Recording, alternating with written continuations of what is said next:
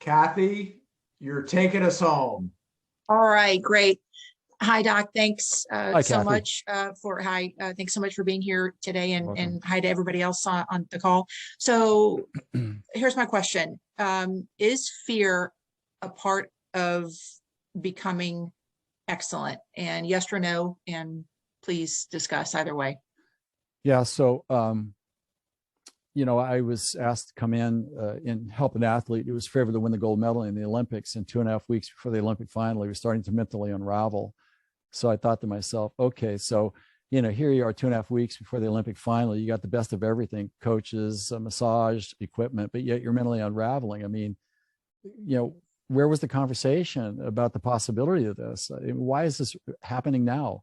Yet I knew, because it happens all the time. But the point I wanted to make about fear is that, what I was telling the athlete, I said, I know you feel a lot of fear right now. You're terrified because you've got the weight of your country on your shoulders to win the gold medal, because you've been reading the headlines for the last year. Rutherford will bring it home for the UK, and you're currently leading the world championship, but now you're starting to mentally unravel. That's not a good such situation here. But I said, what you need to know about fear is, first off, is that fear is a sign of biologic readiness. When you're going to do something that's extraordinary that you haven't done before, that's how you get from here to here. It's not imposter syndrome. That's garbage. The way you get from where you are to where you want to get to, you have to calculate it. Then you need to take action on it when you need to take action on it. And so what I told him is that dilated pupils, sweaty palms, increased respiratory rate, those are all signs of biologic readiness, that you're ready to enact and take action on something that needs to be there. It's absolutely essential.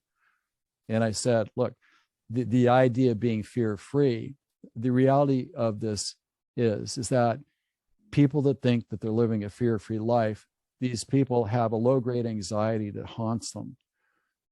And the reason why it haunts them is that what they're doing, they're not living a fear-free life. They're living a life too much in the safe zone, so they don't know what their edges are. And if you don't know what your edges are, then you're never going to take a risk. You don't know how to prepare for the future.